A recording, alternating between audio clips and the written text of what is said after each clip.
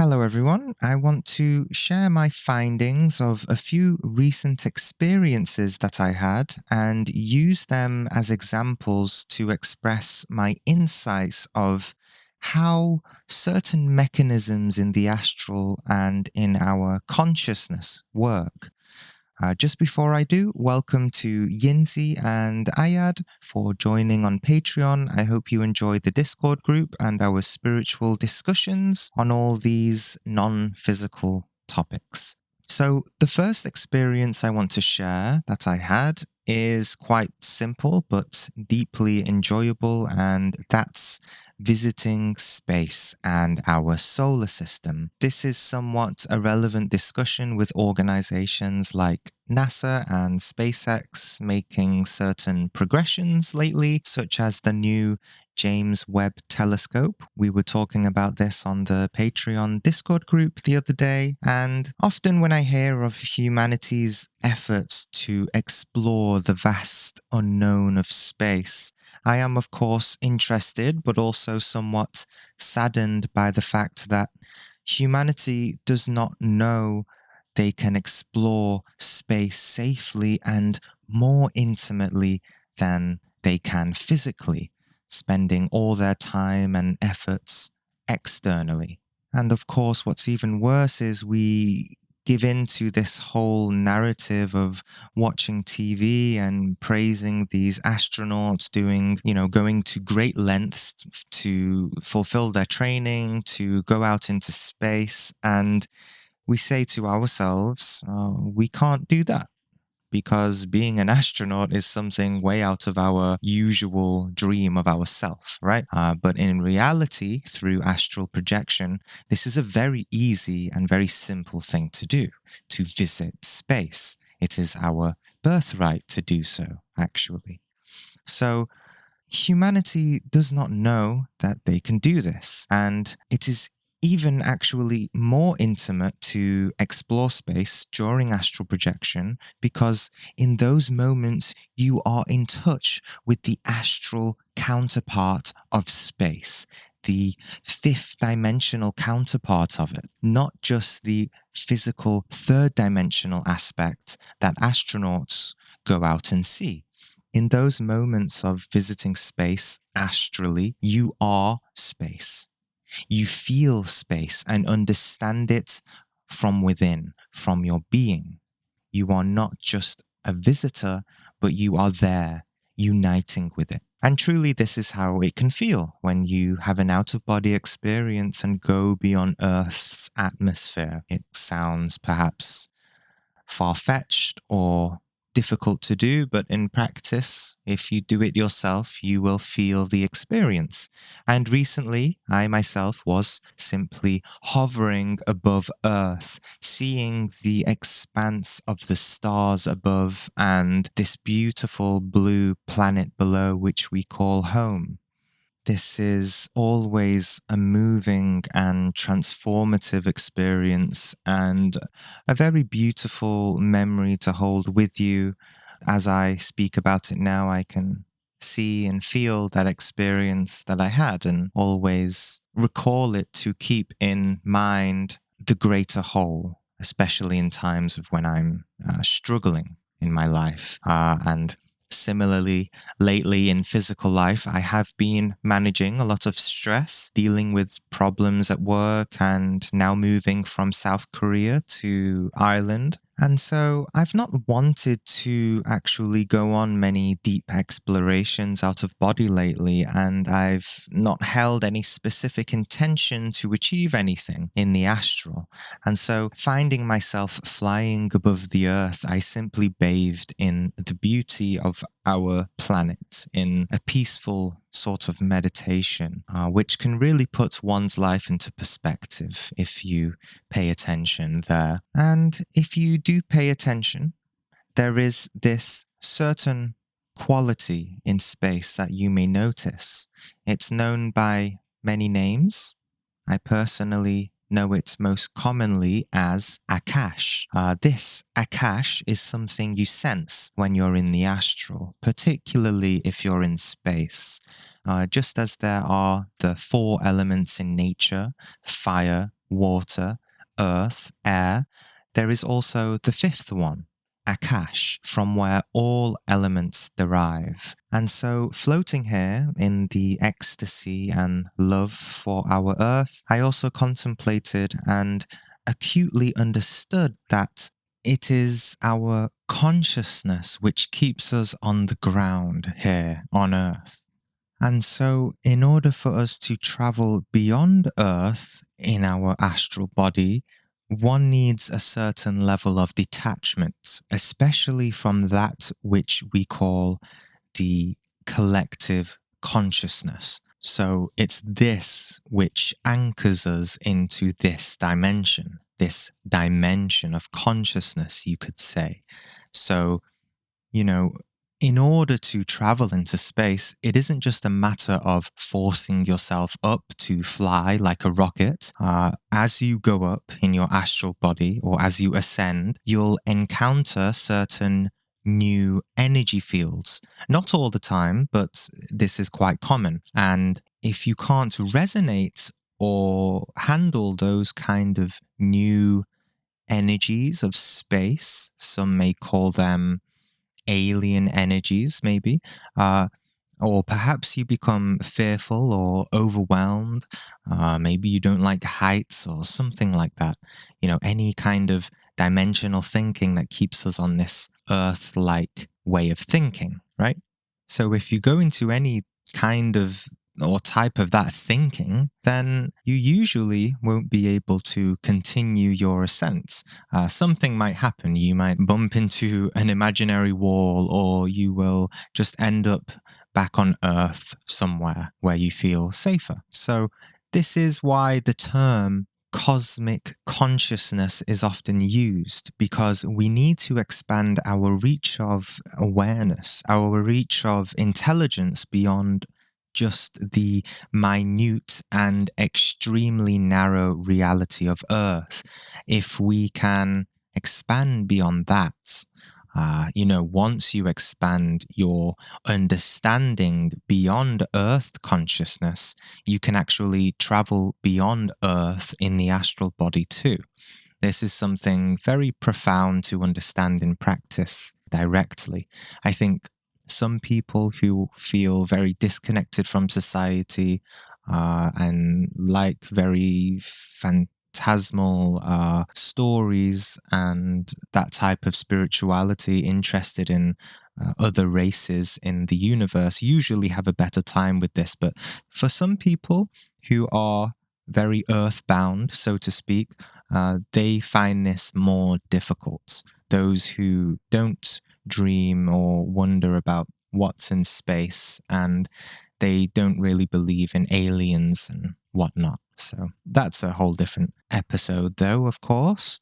And so, yes, I'm talking about Earth consciousness, but really it's not Earth consciousness that you need to go beyond. But what I mean is that we need to go beyond the narrow collective consciousness of humanity, the destructive collective consciousness of humanity.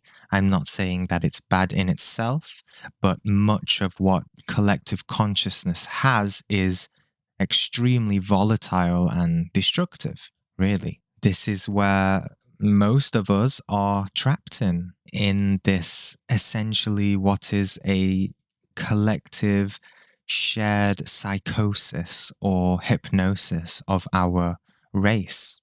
This shared hellish dream that we have of our life on Earth, especially when we're tuning into the news every day. I'm not saying that tuning into news is bad or anything. I'm just saying that there's a difference between soaking in the news unconsciously and watching it consciously with a higher awareness. So, once you're in space, the intelligences and vibrations that begin to enter your field of awareness feels totally different. If you pay careful attention, each planet has an entirely different energy field, which is very noticeable. And of course, Earth has this Earth's energy, right? But for example, in this recent experience that I had, as I stayed there meditating for probably too long, I felt a pull to go back down to earth. And I was enjoying being above earth so much that I, began to fight against that pull. I wanted to stay. Now, if people ask me for advice on general matters in, spirituality or astral projection, I generally don't usually tell them to fight against natural sensations. However, if one fights with all of their faculties without any hint of duality, without any hint of inner conflict, then you are really calling upon your willpower. This is why willpower can somewhat be a dangerous thing, because anyone can do anything as long as they put their mind to it, as is commonly said. And so, as I created this focused tension to stay in space, all the energy seemed to concentrate and then blast me to another planet, which was the planet of Mars. Now, this has happened a few times when I've willed for something very strongly in the astral, with a lot of struggle. And it's quite amazing how I'm always, or sometimes, teleported to the planet of Mars. Now, as I said before, each planet is not just a planet. It is better to see each one as a being with its own energy field. And so to describe Mars to me, it truly and clearly is this planet of willpower. Or to give more words to try and point towards its energy, it's like a planet of fighting or war. Maybe the positive aspects of war. Maybe it has the negative ones of it too. Um, it's a planet of force. If cosmic warriors were to live anywhere in our solar system, I feel it would surely be Mars. This is the energy that it seems to emanate, and I always seem to see it or go to it if I'm trying very hard to fight against something. This happened when I wanted to get out of a situation where I saw a negative entity. I shared this on the video that you can see on the screen now. So, yes, there is a power on Mars or of Mars, which is defiant or fierce and direct. If you want to learn what willpower is and how to use it, meditate on the planet of Mars. And remember, as above, so below, we have that intelligence of Mars within us too. This relates to the deeper and original teachings of the zodiac and how the planets influence or help us by tapping into their power.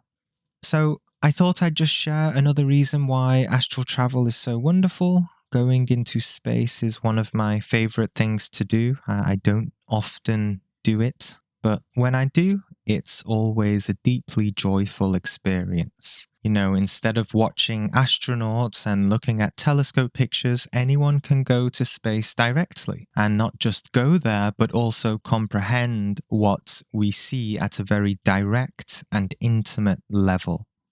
A second experience I want to share, I recently visited this kind of royal and prestigious mansion in the astral. Well, I was more like invited there. And inside one of the rooms sat me and a few other spiritual teachers and guides. And one of them was I don't want to say his name, but it was another spiritual author who is somewhat known in some spiritual communities. But anyway, this someone who I think is rather mm, questionable in terms of his legitimacy or level of enlightenment in spirituality. But I think he probably thought the same of me as well, because he was questioning me on various spiritual topics.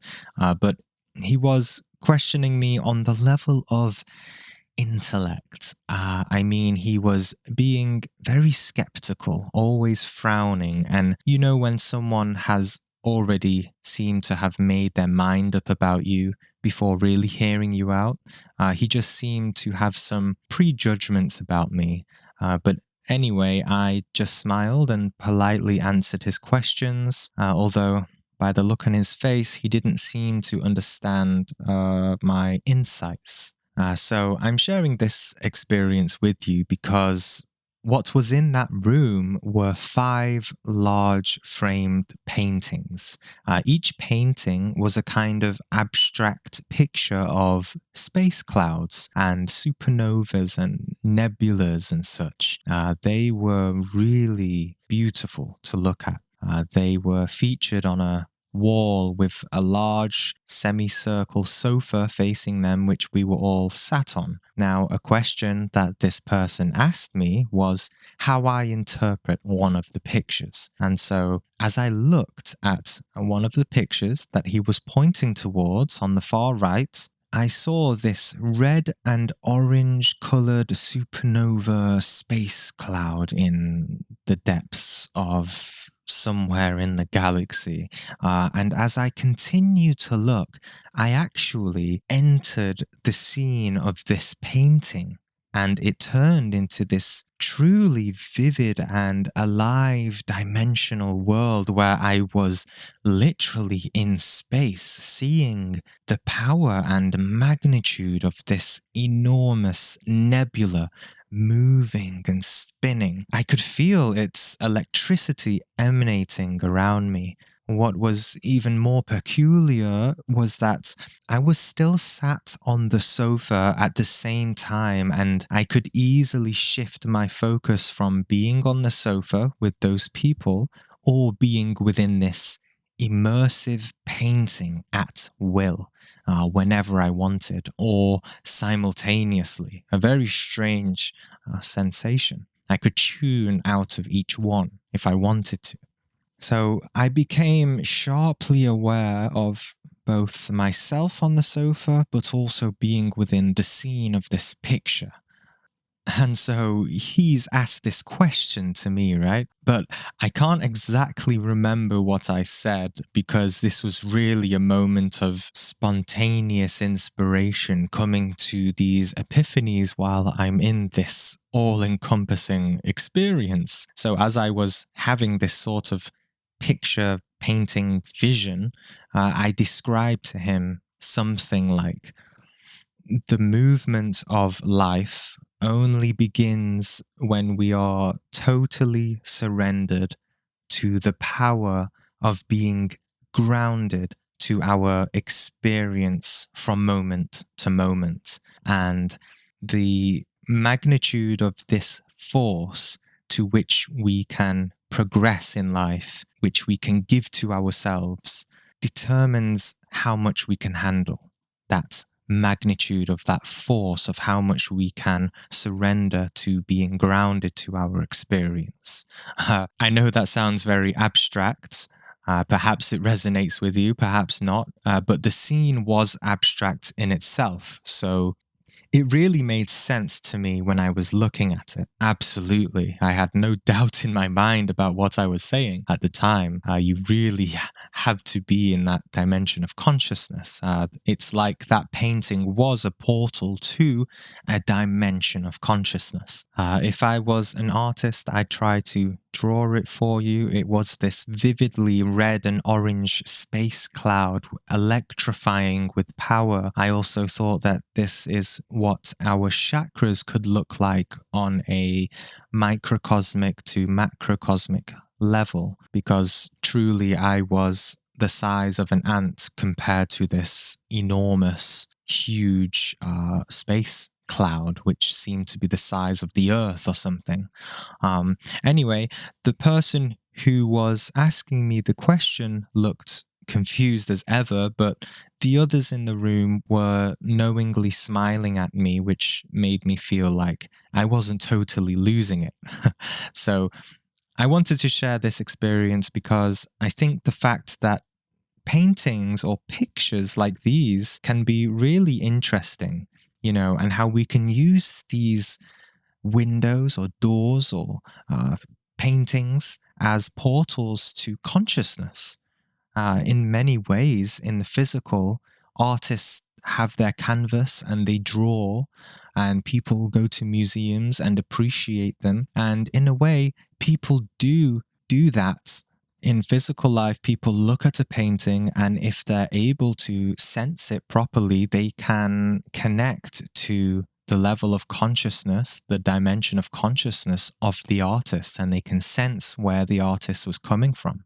So it really made me wonder, did a highly talented astral artist create these pictures, compared to just painting in the physical? This type of astral painting would have required more from the artist instead of just using physical paints. The artist would have had to add a totally extra dimensional layer to it, right? As he painted it, he would have had to formulate and express the correct, powerful mental and emotional forces to extrude onto the canvas. It was truly extraordinary. You could also consider, could this have actually been a picture or a portal connected to a place in the universe? Because it certainly felt like it when I went into it, so to speak. What do you think? Feel free to comment below. Regardless, this was like seeing what virtual reality will be like in 100 years from now. Perhaps these will be in museums one day where people can have these experiences with these immersive paintings triggered simply by focusing on them. As for the person who was really determined to question me, you see, if people want to truly know whether a person is legitimate or not, the only true way to find out is by investigating that person in the astral worlds. Then you'll be able to see the absolute truth of that person, whether they are actually a master or a genuine teacher or just a fraud or somewhere in between. And I think that's essentially what this person was attempting to do. As for my last experience that I want to share, this one happened after a few nights of not really being able to meditate as I usually would be able to.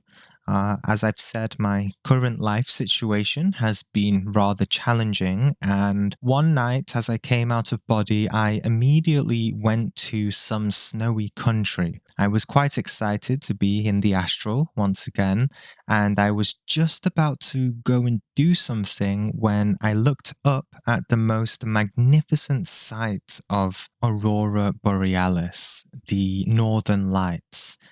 This immediately turned into another meditative experience as I realized this is just where I wanted to be, admiring this view of these neon green and little blue hues, dancing lights above me, which were just glowing onto the snowy mountain below and onto my body. I decided to just sit down there and looked up for the entire experience. And as I sat there, I realized that I hadn't been able to meditate properly recently in waking life, and this was the perfect landscape. The perfect world to do it in. And so I'm sharing this simple and short experience with you because I realized that sometimes if we work continuously walking on the path of awakening, doing meditation, aspiring to these higher fields of awareness and consciousness with tenacity and persistence. Sometimes, if we hit road bumps or struggles or go through dry patches with experiences and whatnot, our subconscious can sense these struggles, and our subconscious desires can trickle down into our experiences at night too and work in healthy ways for us to help us. This is why some people don't end up having experiences because they don't continue long enough. They make little efforts and then they stop. but you have to keep going if you really want to learn how to do it, because learning how to astral project is not just a matter of intellectual studying. It's not just a matter of listening to YouTube videos. It's a matter of comprehending this aspect within us on many different levels: conscious, subconscious, unconscious, emotionally, all of these things.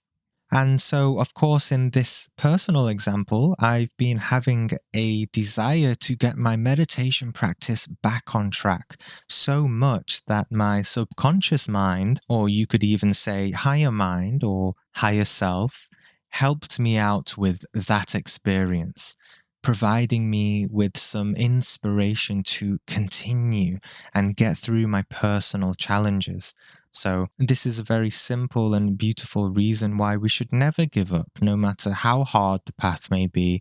If you truly want something, you will always be shown the way. And in those moments, I was able to meditate in the astral and, find some peace within myself, which also trickled down into my physical waking experience the next days, too. So I hope you enjoyed those few recent smaller experiences. I know I've expressed not really wanting to astral project lately due to stress and my life situation, but on the good news, I will now be focusing on it a lot more as I'll be starting a more peaceful life in Ireland, closer to some family. So I'll have more time to focus back on writing my books. I have many planned and more time for all of you too. So for those who are on Patreon, especially, and those who leave comments and questions on YouTube, I am there if you would like to ask questions. There's a lot of very interesting information, episodes, and books coming up. So be sure to be subscribed. Thank you for listening, everyone. This is Gene, and I will see you on the next episode.